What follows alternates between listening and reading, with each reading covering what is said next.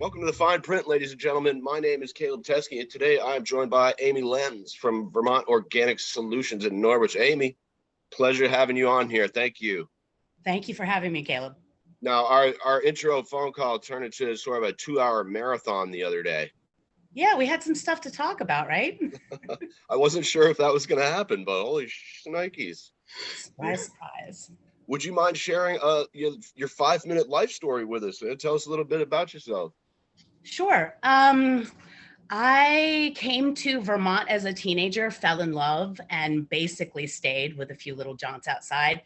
My heart is here. I love Vermont. I feel like I'm a Vermonter, so it's my core. And I have a 12-year-old daughter. How did I get into cannabis? Well, I gravitated towards it when I was young. I have a connective tissue disorder that actually, Amelia Grace, she and I have the same disorder. It's a hypermobility version of Ehlers-Danlos, and it causes dislocations on all your joints. And it's in varying degrees. And as you get older, it typically gets worse, much like arthritis can. And so it causes chronic pain. And I've been a long time smoker. You know, it relieved a lot of my issues that pharmaceuticals were never able to touch, and in large part because of the Ehlers-Danlos. So I found THC and was pretty happy with what it could do for me. I was not diagnosed with Ehlers-Danlos until I was my early 40s, after I had my daughter, and it was really getting bad. And I finally went to my doctor. I'm like, okay, I can't deal with this anymore. And she did all the tests, ruled out lupus and rheumatoid arthritis and all those good things, sent me to rheumatology at DHMC, and they were like, yeah, this is Ehlers-Danlos. And we have gabapentin and other pharmaceuticals, but those don't seem as effective for people. And that's for like nerve pain and stuff, right? Gabapentin. It is. And at that point, I didn't have nerve pain. It was joint pain. It was constant irritation and swelling from the dislocations. It was getting really bad. And so they were like, a lot of people do already use medical cannabis. And I said, I've been using that for years. And they were like, great, get your PCP to write a script or to get the authorization. I did. And I thought, wow, this is very cool that I'm finally able to legally access what I believe to be, the superior product out there, because, hey, they're doing this as a business. Of course, it's great stuff, right? I tried it out, and I'm not going to lie. I was a grower. I learned to grow my own. And I've been doing it over 20 years.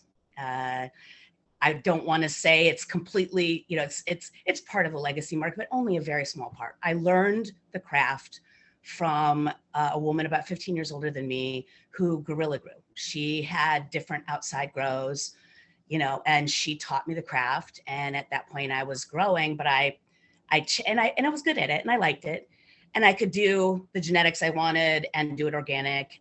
But I did go up and I checked out the dispensary. And I got to admit, I was less than impressed, and thought, okay, well, that was a shot. They're fairly new at it, but I'm going to do what I do best. And so I kept growing, and I kept doing my own extractions. And I loved the ability to make my own medication.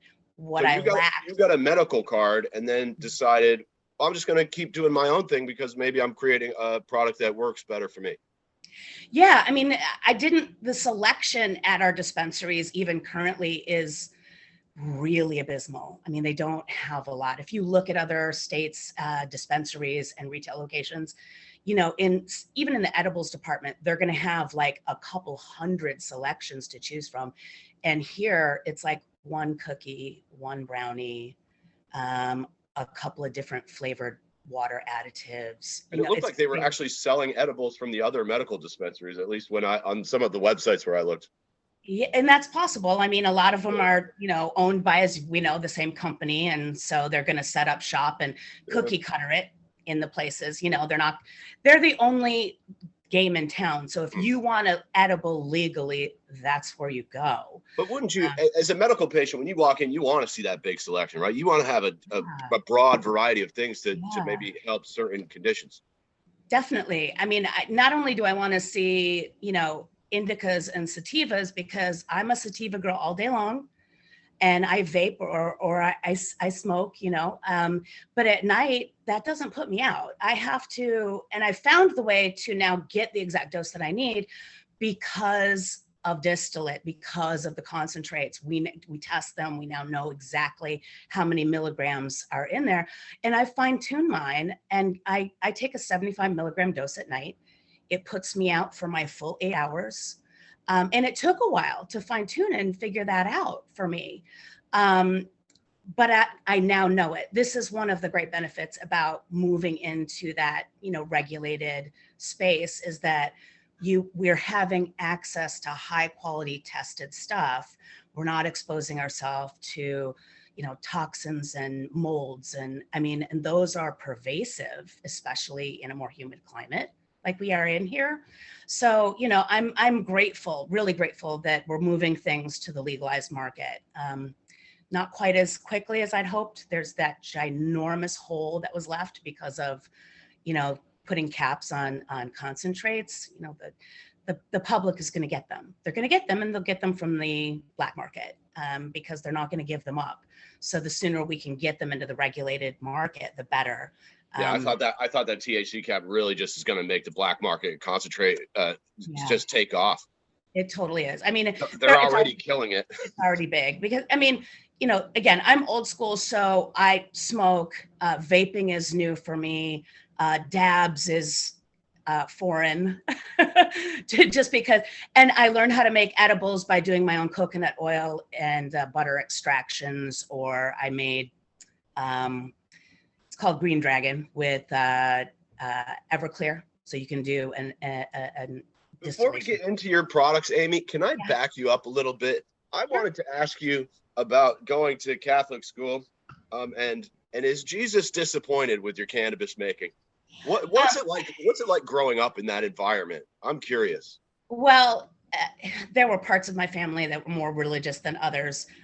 By default, I ended up at a Catholic school simply because I was living at home with my mom and sister back in Michigan, and the public school that I would have funneled into was one of the roughest in the entire city. And my grandfather, stepped in and said, "Hey, would you rather?"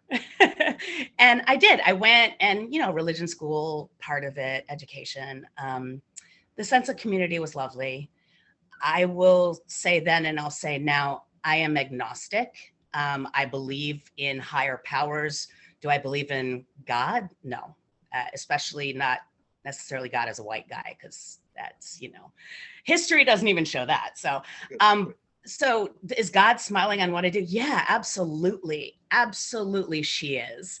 And because God, or a higher power, it's nature, right? It's the environment that we live in. What I'm doing is utilizing an amazing plant to get me the help that I need. And I'm not just talking THC.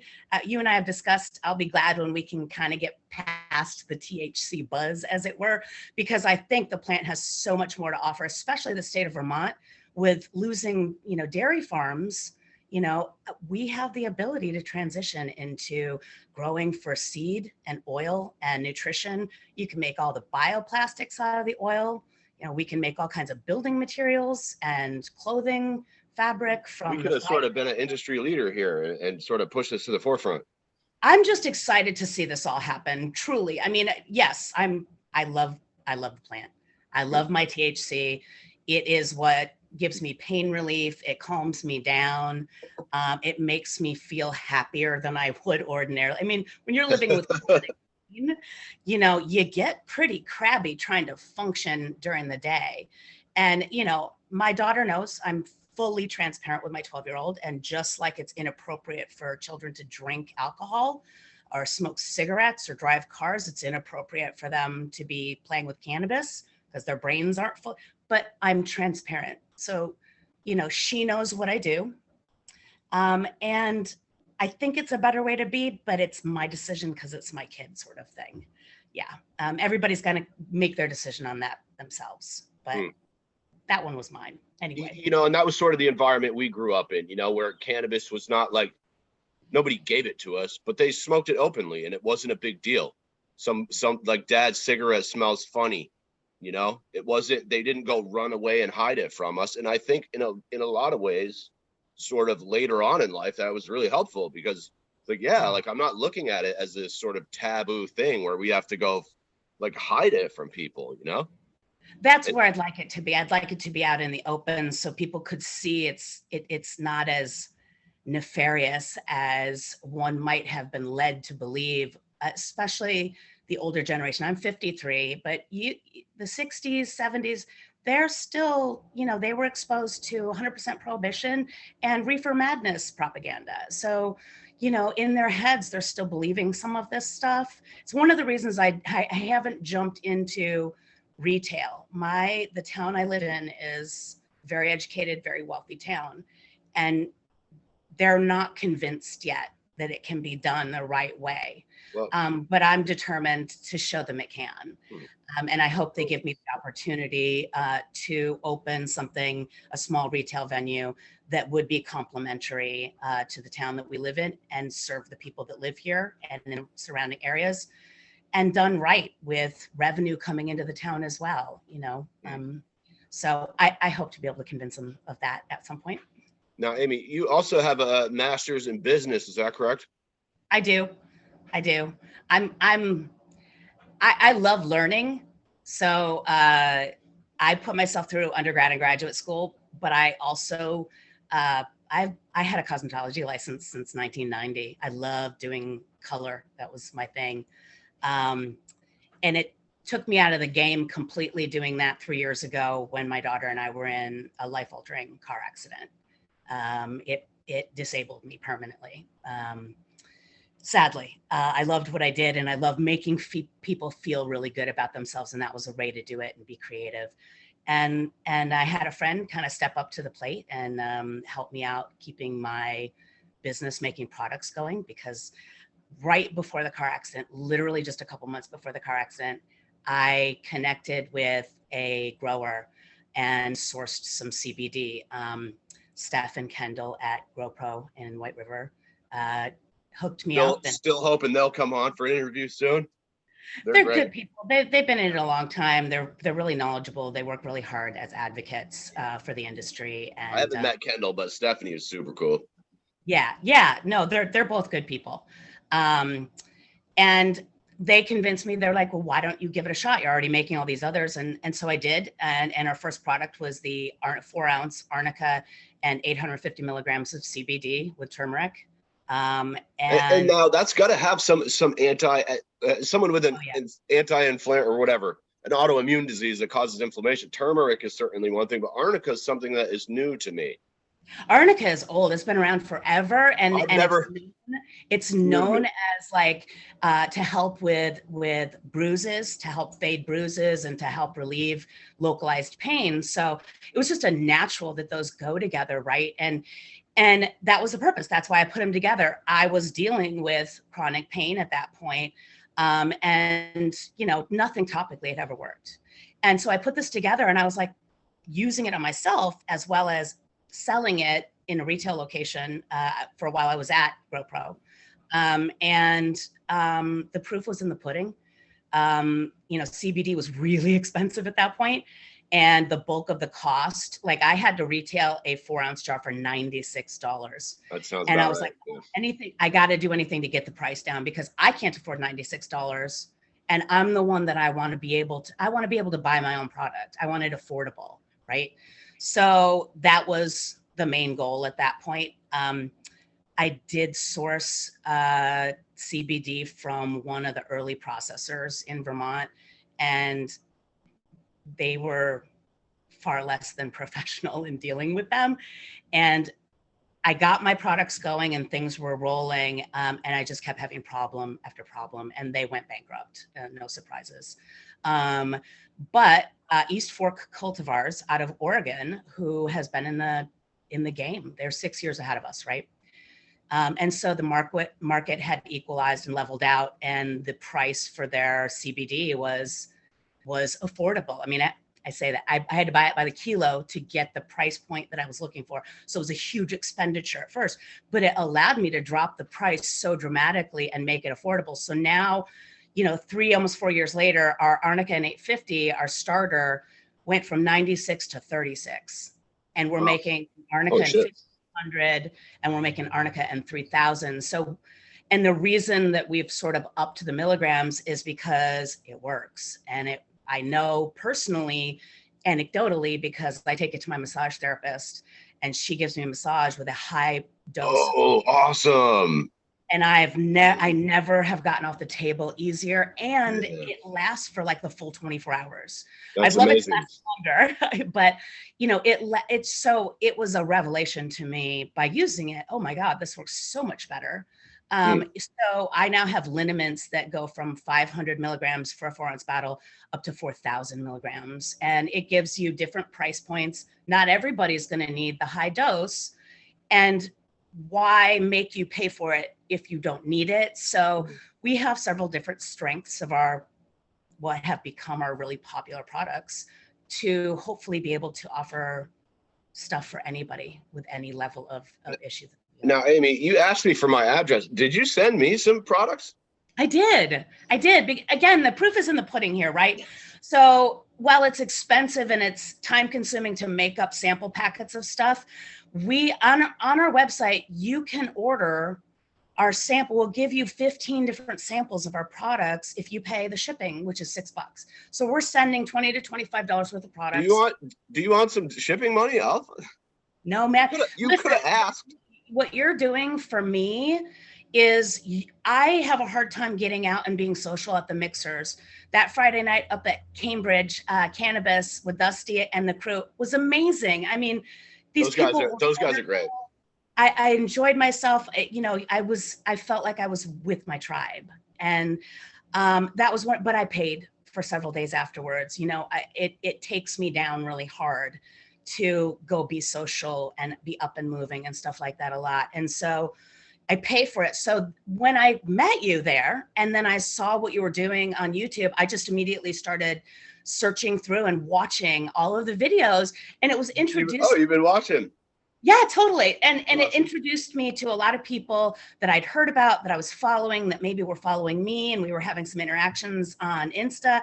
But now I have a face, and I see them, and it feels more like I'm meeting them at that point. So thank you. That's awesome, Amy. Thanks, man. Seriously, know that what you're doing for our industry, you are a big part of our industry, because you're allowing us to say who we are and why we're doing what we're doing and what got us here, and a network, and the networking part of it, especially with the COVID stuff and with everything going on, that's been the hardest part for me. So I thank you very much for I'm gonna cry. You're gonna make me cry here? Dude, we're all in this together. It's so nice to rise together with everybody's got their niche. Everybody's doing their own thing. There's room for everybody, except the corporations. They can go away. This is Vermont. I want to see this I want to see our industry and our space filled with amazing, crafters, big and small. You said, I'm going to quote you here. You said you want to be that benefit company that pays a living wage and makes an honest and transparent product as sustainably as I can at a modest profit that doesn't fuck up the planet. This is my destiny. Yep, that's it. That's my goal. But behind everything I do is that exact position. And I found that position by going to business school, by getting my MBA. It's all of the entire program, and the mindset is increased shareholder wealth.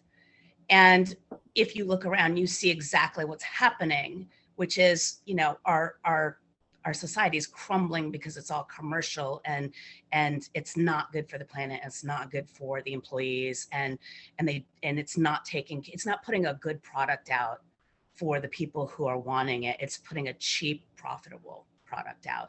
That planned obsolescence crap that has been built into literally everything. Since the light bulb, right? Isn't that when they figured that out? So here's me saying, well, you know what? I can't change this system, but I can set an example of what I believe is a good system that works. And that's it. Make a good, affordable product, treat your employees well, pay them a living wage. Don't fuck up the environment. I want to leave something better for my kid. And so I'm being the change, right? Be the change you want to see in the world. I'm walking the walk. And I'm doing it not perfectly, but I hope to improve every single day. That's the goal. Now, I believe you mentioned this car accident, and you said that's sort of maybe given you a new perspective on really what's important in your life, if I recall. Yeah. I mean, so it was a pretty, it was a huge event. It was a life-altering event. I'm so grateful that I happened to be driving a 12-year-old Volvo wagon at that point, because that automobile saved mine and my daughter's life. Oh, those things are tanks. Yeah, and it was just looking at it after the accident, the entire front end was crushed all the way up to the windshield, and I wasn't pinned. I got out of it with some permanent damage, no doubt, but we were alive. And we had some PTSD that we still struggle with.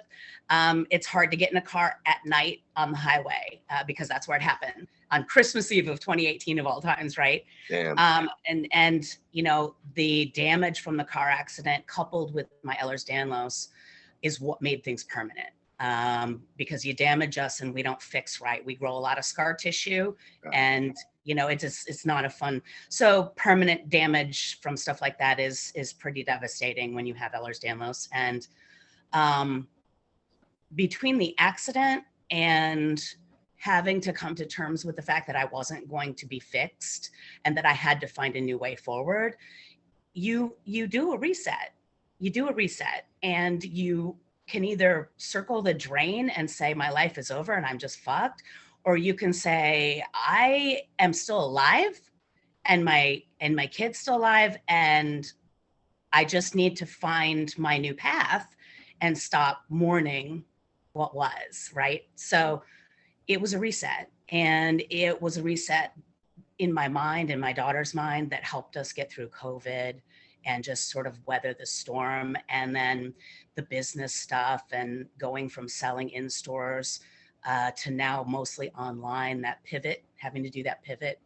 That's one of the reasons, that's one of the things I'm a lot upset about with the control board, and that they haven't allowed us small crafters who literally 80% or better of our revenue comes from online sales, and they're not allowing it. And they have a structure in place with the delivery drivers. They can collect the money, deliver it to the customer, and check ID right there. So it's available, it's set up within the system, but they've just said no to us, which makes no sense. It's going to potentially put people like me out of business that won't be able to hold on without those. Now, Amy, you're doing this. You're the first one I talked to, I believe, who's doing the tier 1 manufacturing, right? Could you explain what that license type entails? Because you're my first guest who has taken that on. I purposefully took this on mostly because, a couple of things. Number one, it's just me. I am disabled. I have some serious limitations. I can get help with the making of some of the other stuff, which will enable me to do the part in my workshop that is specifically dealing with THC. So I have friends that have stepped in to help me out. They get lots of products to sample.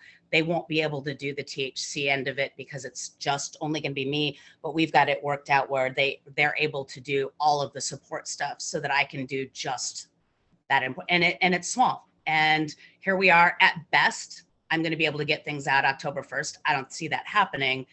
I have not seen them issue anything but cannabis grow licenses, the cultivation licenses. So I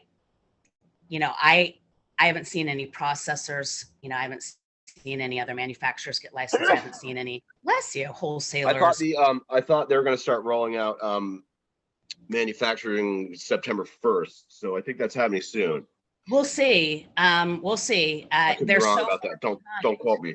Yeah, well, that's it. They're so far behind. They're doing the best that they can with the limited staff that they They're have. very short staffed, and the resources really were not given to them, which I thought was maybe just a setup to fail. It's like, if you want someone to succeed, you give them the resources they need to succeed. You're absolutely correct. You're absolutely correct. Part of it's COVID, part of it's they didn't get what they needed. Part of it is there are a lot of mitigating factors, right? Sure, but yeah. It'll just be when it rolls out, it rolls out. Tier 1 has a $10,000 cap, right? And that's a small cap.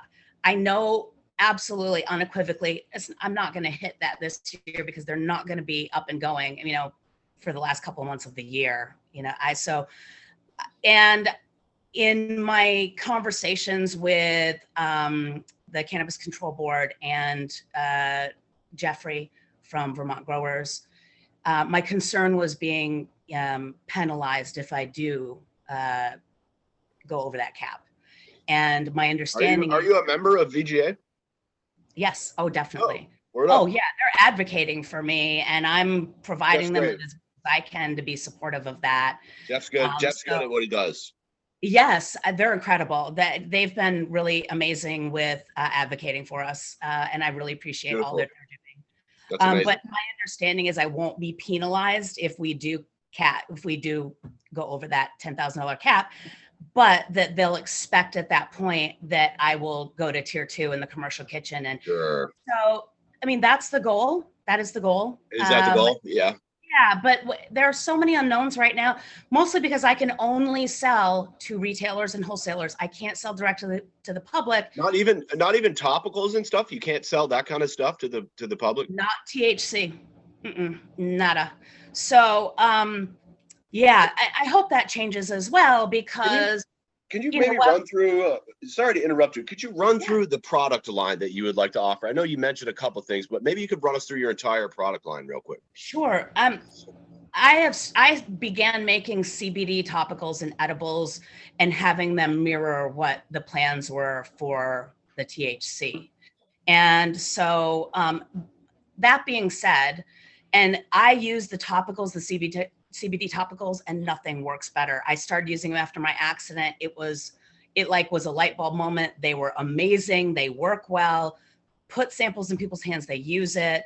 So that works really well. I have tried putting THC in them, and I don't notice a difference. And I'm thinking that may be individual because of my tolerance. Right. So I'm looking to hear from people. I'm going to put a topical product out there with THC and CBD in it. And I'm looking for, the sales will tell me whether it's working or not. Right. So topicals, yes. THC edibles, I'm focusing on stuff that helps me the most. And while there are some absolutely unbelievable and amazing and decadent edible products out there, here's me saying, I don't want something big and full and a meal or even a pastry that tastes like my medicine. I don't either. I like smoking and I like the taste of that.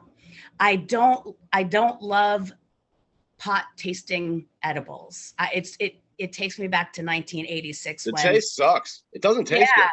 It's like getting a mouthful of graphic bong water, right, dude? So that's not my thing. And some people love the taste, and good on you. That's awesome, but I don't love the taste of it. And so chocolate is a really great way to use RSO, which is full spectrum, as we all know. And it's crude. It's got some serious bitter taste to it, but chocolate manages that. So I do a deep dark chocolate bar.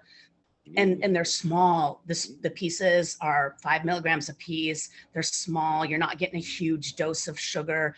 That's what I want to avoid, because sugar is really not great if you have inflammatory conditions, Sugar is the worst, most evil thing on the planet. Well, alcohol. I think alcohol maybe, but sugar also I think is just as addictive and damaging as some of these other substances. More so, it's the first things our children become addicted to is sugar. I wrote a piece. It was called "Sugar: My First Addiction." That's exactly right. Exactly. So here's I knew I liked you, Amy. So yeah, I want to minimize the sugar. I want to maximize the quality of the other ingredients and source as organic, as natural. I don't want fillers. I don't want preservatives I don't want any of the toxic stuff, no artificial colors and flavors. We do gummies, and I know everybody's doing gummies. I get it. But it's one of the things that it's part of the market that continues to grow because everyone's doing gummies because everyone loves gummies. It works. Right. They're easy works. And they're small and you can get your dose that you need. Right. So here's how we're differentiating our product. Number one, the gummies that we currently have that we're doing in CBD, we use a water soluble or water suspendable nano product. And a nano emulsion. That's it. And so we have that as an ingredient. And it's one of the reasons I think our gummies are as popular as they are. And we're working on would love to source water soluble THC. Can I stop you for a second? The nano emulsions, right? That creates a situation where the THC becomes more bioavailable, or your body can absorb more of it. Is that correct? Correct. Absolutely correct. Okay. So here's the thing with chocolate. I don't chew it up. I mean, good chocolate, there's nothing like that silky mouth feeling with good chocolate, right? So, and our bodies absorb much better bioavailability sublingually in the mouth than when we chew them and swallow them. So you let it melt as opposed to just chomping it up and swallowing it. Right. And I personally, I like the gummies. And I love the flavor of the gummies because we use actual fruit syrups. We use clean fruit syrups. We don't add any nastiness to it. We are not vegetarian. We use gelatin, etc. But we keep them really clean, really gourmet. So we've got a tart cherry. We've got a pineapple. We've got a blood orange. You know, they're different. They're high quality. The blood orange was really nice. Thank you. Yeah, we love those too. And then we've got some mints coming out as well. And we're working on ginger chews. And we're working on other small edibles. Ginger seems like another good one because that's another something with anti-inflammatory properties. Right. And it's good for the digestion. And, you know, I was just reading the abstract of a brand new medical article that was talking about CBD and how it can block colorectal cancer from metastasizing. Right now, I don't make any claims. It's an article I read. We're gonna avoid that. Yeah. But and I have people ask me all the time, and I always start by saying, listen, I don't make any claims, but I can show you places to get resources to read yourself, educate yourself. I can share anecdotal evidence, but please understand that it's irresponsible of me or anybody else that's selling products to make any claims whatsoever. But let me ask you this, Amy. In terms of anecdotal evidence, does thousands of years of safe human use count for anything when it comes to cannabis? People always say we need more science or whatever, but isn't that the test right there? It is. And that's how we've evolved as a society, right? You know, I mean, there had to be the first people to eat a mushroom and go, well, that was a psychedelic, or oops, that one kills you. So anecdotal evidence is incredibly important, except that when it comes to the legal landscape, you know, what we don't want to do, especially because people need to figure out what works for them. There are people that are allergic to the cannabis plant, or they have an adverse reaction. The Jamaicans call it not having a head for it, right? Right, but nobody's dying from that adverse reaction, I think, is the important part. No, well, unless it's an allergy, I you know, that's sure. In its own thing. But no, I mean, you can't, they've shown us that you can't overdose to have, you're not going to die. I've tried. Yeah. Oh, I have too. I mean, when I was making my own extractions, there was no way to test what the THC content was in my oil. And I fucking hurt myself a couple of times. It makes you it's unpleasant. It makes you want to throw up. It's uncomfortable. It feels like a panic attack. Yeah, it's uncomfortable. No one wants to go there. You want to get the right amount to get the relief and not tip you over into uncomfortable anxiety and possibly throwing up, you know. Right. It's like, do I have to call the ambulance? Am I going to be the first guy that dies from this? Well, that's where I go when I take too many edibles. Like I start having trouble breathing, and I'm like, I feel very hot, and I'm like, oh shit. Like, have you done the teaspoonful of honey routine? It can help tamp down. honey. Ooh, we just had a very large lightning. Yeah, we had a couple of those earlier. That was right on top of us. I heard the crack, crack, and then I heard. Shit. Yeah. Well, if your power goes out, we'll pick this up later. But like, yeah, well, I'm on a laptop, so it's got. Sorry to interrupt. No, it's all good. I wanted to ask you, because you said that a couple of the reasons that you chose the tier 1 limit, one of them had to do with fire safety. And I was wondering if you could tell us a little bit about what you've dealt with in that arena. Yeah, definitely. I don't think any of us really knew what to expect. I have a house, and then I've got a separate building that's a carriage house. It's 2 stories. It held horses and carriages, and then it was turned into a garage with a mother-in-law apartment over it. When I bought this house in 2000, it had 2 apartments in it. They'd been in there for a long time, a la the 1960s and 70s wallpaper told me. And I was a hairdresser, so I took over one of the apartments and went in there and was using it for a business for a while, and transitioned to using it to production for my products. And so I was looking to, of course, have that space inspected, and fire safety came out and they said, you need to make an alteration that essentially would have been about a $15,000 renovation, just because of the situation that it is. Not probably so pricey if it weren't, the drop ceiling that we were dealing with, but nonetheless, it made it impossible for us to do it there. And tier 1 manufacturing allows me to work inside my house, and I have 2 big bedrooms totaling about 500-600 square feet, and which was the space next door of the apartment. And so I cleared out those 2 bedrooms, and I've set up so we have 2 bedrooms in my home that no one else but me is allowed into. And we're really strict about production because we don't use all of the nasty chemicals so everything gets wiped down with isopropyl alcohol and or white vinegar. I wear the hair nets, I wear the nitrile gloves. You said you shave your arms before you make products, so that telling the secrets.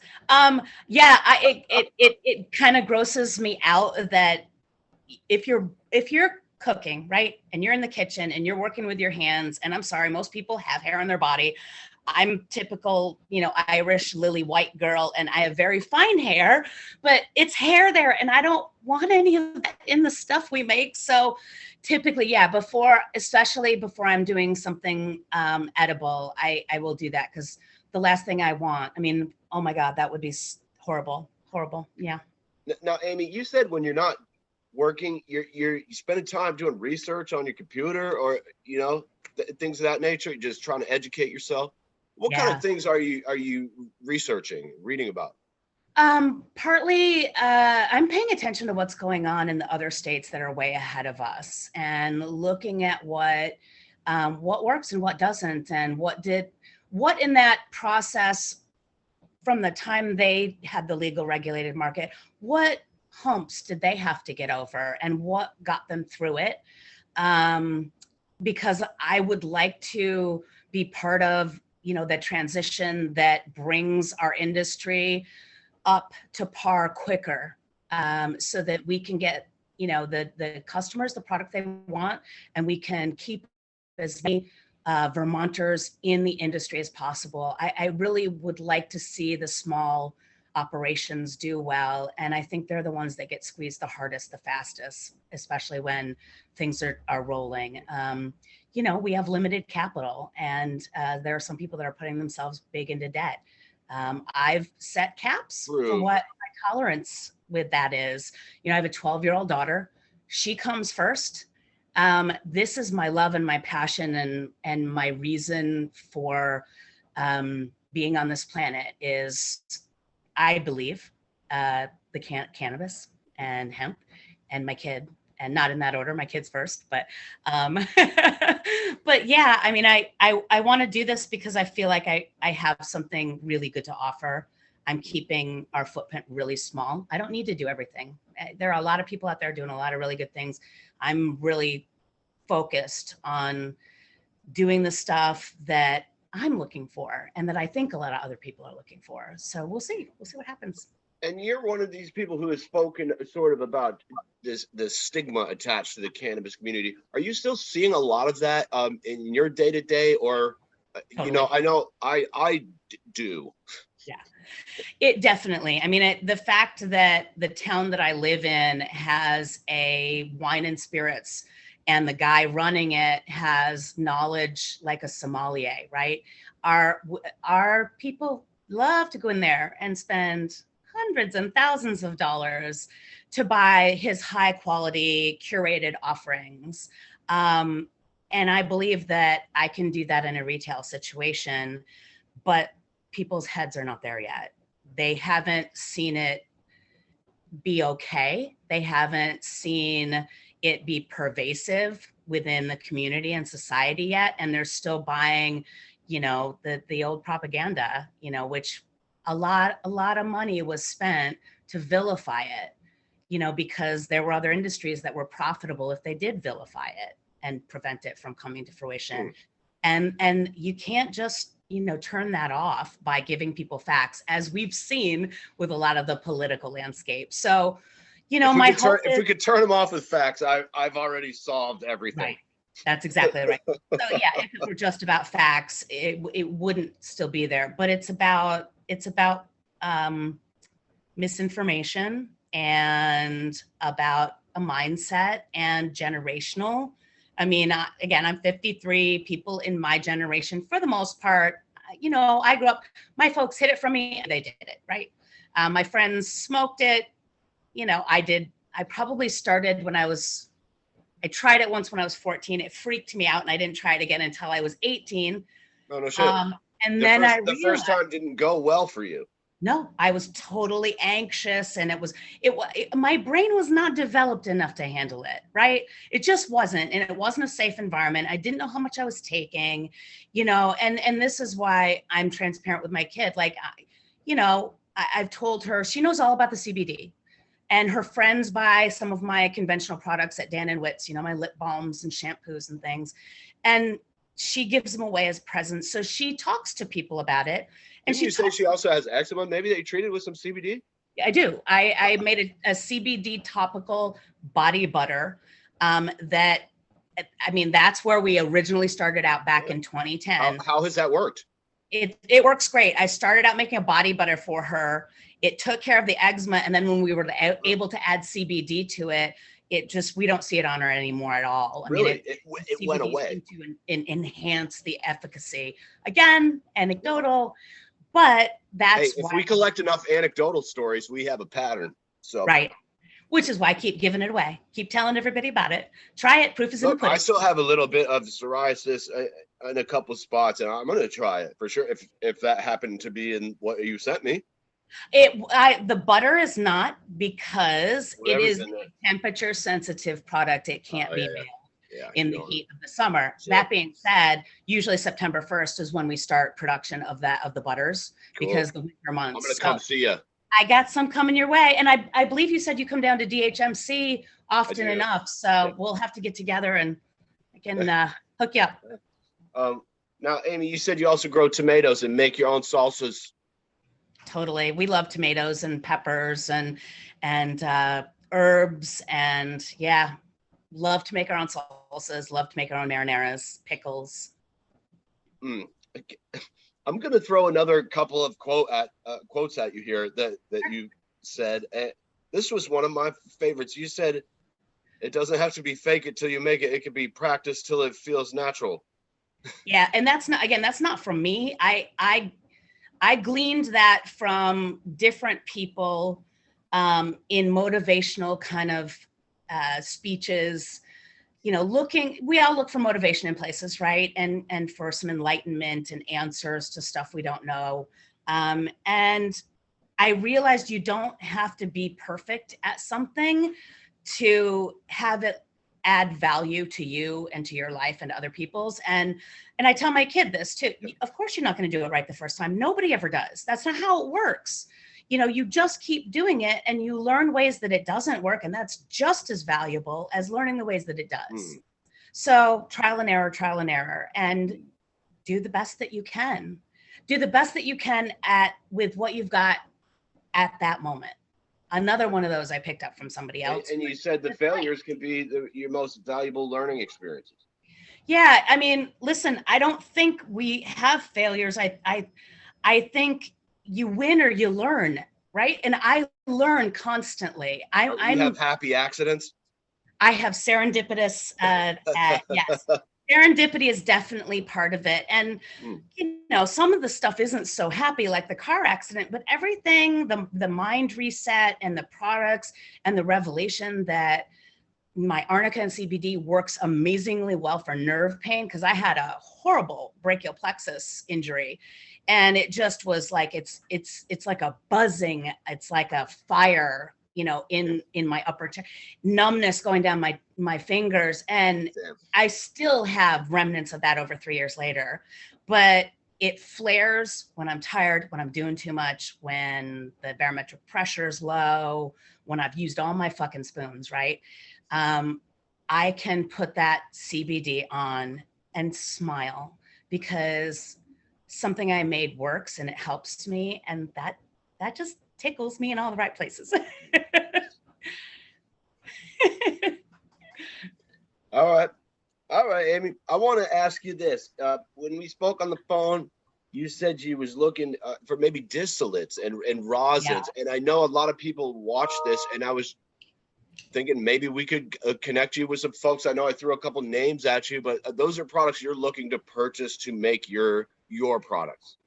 Yeah, I think what we're all dealing with here is who can get what, and small companies like me, you know, I don't have the big buying power that some of the others do. I'd really like to connect with somebody to be able to source a really nice distillate and some rosin. You know, I prefer solventless if at all possible, or, you know, for the products. But distillate is a great way to go in terms of flavor and getting the most possible, aside from like an RSO. So yeah, I'd like distillate, I'd like RSO, and I'd like rosin. Those are the three that I'm mainly looking for at this point. I love that rosin. Ooh, that rosin is nice. Oh, nice. I did reach out to Nathan Liberty. I just sent him a message via Instagram. I'm hoping to hear from him. Everything I hear about him is, you know, he's the guy. So I already told him. I told him about that. Thank you. You know, Dusty also said, reach out to Nathan. Dusty's contacted me, said that he likes my gummies, would like to get those in, you know, wants a price list. I don't even know where to begin. I don't know what I'm going to be buying, you know, the THC. And that's a great point you raised, because nobody really, how do you price out your distillate when you're not allowed to sell it yet? Which means, how does someone who's going to buy that know how much? Yeah, the whole chain is still up in the air, and it's like, and it's supply and demand right now. You know, it's totally supply and demand right now. And so, you know, what I'd like to do is just secure a small enough amount in advance so that I'm not going, okay, well, what's left, you know? You don't want to be scrambling. I don't. And I also don't want to I'd rather whatever we're getting is coming from the highest quality flower, as opposed to trim or sugar leaves or whatever. You know, we really want to put out a high quality product. That's the goal.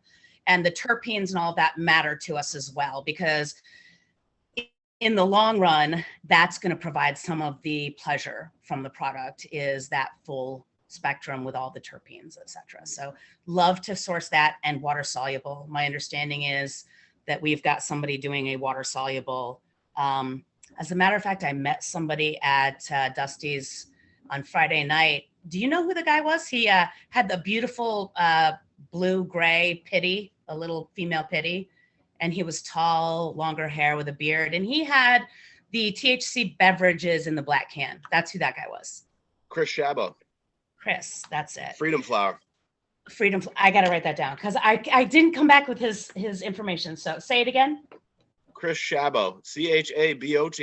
He was my second cannabis guest. I will have to pay attention and watch watch that. Thank you very much. A lot has changed since that interview. He's doing the seltzers now, and those seltzers are pretty fucking delicious. They are fantastic. As you know, as a matter of fact, I've had an idea of something that I've wanted to do in a drink that is unusual. I'm going to hold those cards a little tight right now until I can see if I can make it fly. But beverages are a really great Hopefully way it's a ginger, turmeric, CBD, garlic. Totally. Yeah. Well, I love the idea of, I mean, I drank one of them while I was there, and I don't remember how many milligrams was in it. But they were freebies to give away. And my tolerance, like I said, is 75 milligrams with an edible. 10 or 15 for a I think it was under 10. Please don't quote me, because yeah. I don't know, but it was great. It was a pleasurable, comfortable evening, with everybody. And, it didn't make me feel out of sorts in any way. It was lovely. I really enjoyed it. So and as someone who's had like a bit of a friendship with alcohol, maybe like a THC or like a super low dose beverage would make me feel like I'm drinking without actually having to drink. I would love to do some mocktails and some syrups with that. That'd be awesome. Yeah. So that's one of the places we'd love to see, because that way, I would absolutely love to go out with friends in a social environment and not go for that glass of wine. It's an inflammatory. I like it. I do. I love it. I just don't need it. So I got to keep it in check. So like everybody. Yeah, definitely. I drink a lot, and I can drink a lot. I try not to, but I can put them back, and it's like, yeah. Especially those Vermont microbrews. No, I don't drink that. I don't like beer. I've never liked beer. I'm a liquor guy. Are you?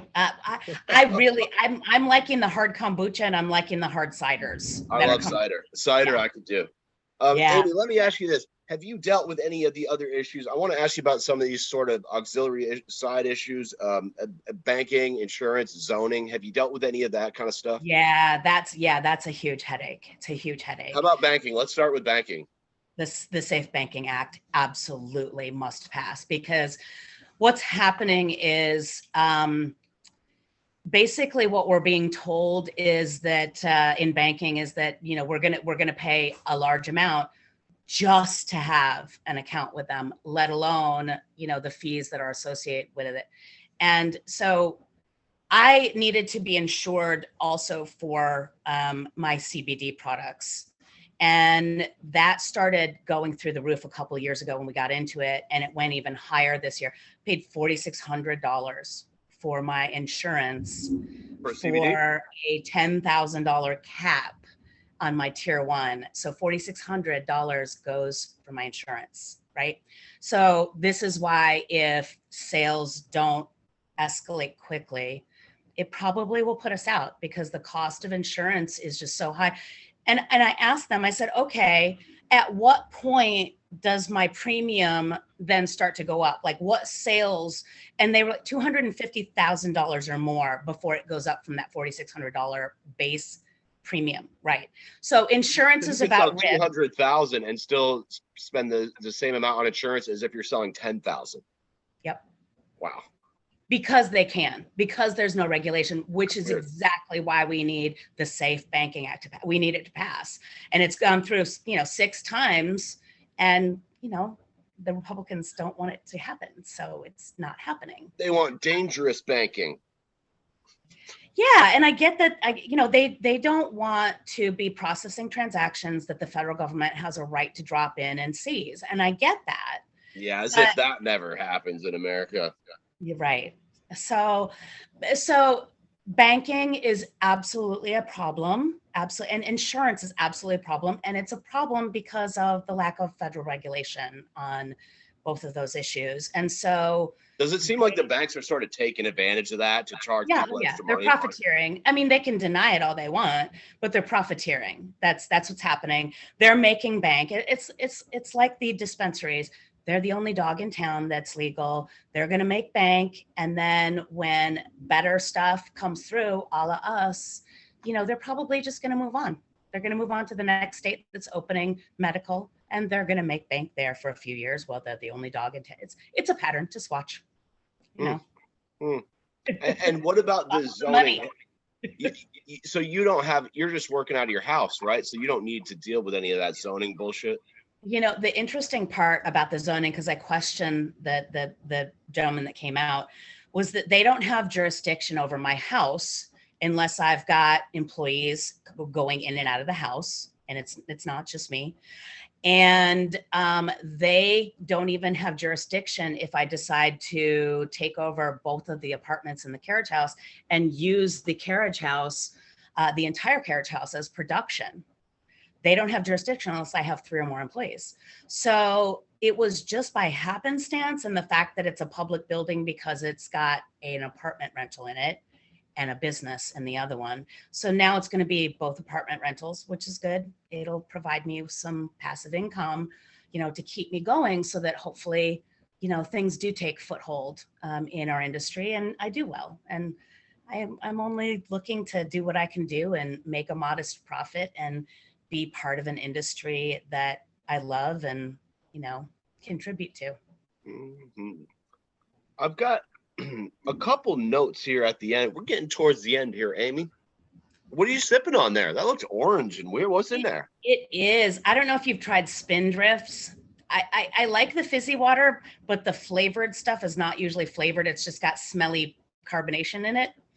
This is fizzy water with just a splash of juice, and it's, surprise, surprise, blood orange. So it's a Spindrift blood orange. Okay. All right.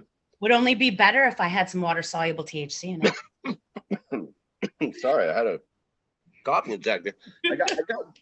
I got one final note here at the end about you said here's why hash rosin is the best. Can you tell me why hash rosin is the best in your opinion? Solventless. You're getting the freshest, best parts of the plant, and that's what I love. It's why it's so nice to smoke really good, well cured, great genetics flower. You're getting all of the wonderful terpenes and the freshness of the plant, and it's delicious, and it's the least toxic. You know, I mean, I know that they're doing extractions and they're really good at purging all of the, you know, material that they need to out of it. But I like the idea, and they get a higher yield. I totally get, you know, using a solvent, but I also like the purity, you know, the naturalness of those. So yeah, hash and rosin, definitely. Well, Amy, here we go. That's the end of my notes. First of all, I want to thank you so much for talking to me on the phone for way too long. That you really caught me off guard there. I had to step outside for that one. But I always thank you for your time. I wish you the best of luck. I always leave the last word for my guests. So if there's anything we missed or anything you just want to say, this is all you right now. Thank you for having me. I really appreciate it. And again, sincerely, thank you for what you're doing for our industry, because it really helps, especially someone like me. And I guess to finish it, I just want to say, you know, we're all in this together, and stick it out. It's going to come to fruition, and help out your fellow man or woman or both. We got this. We got this. Beautiful. Amy Lems, Vermont Organic Solutions, Norwich. Once again, Amy, thank you, and I wish you the best of luck. And I hope we could follow up maybe when you down the road in a few months. I'd love to. I'd love to send you some of the new products that we're coming out with and have you sample them. I never say no. Good. I like that. Peace. Peace. All right.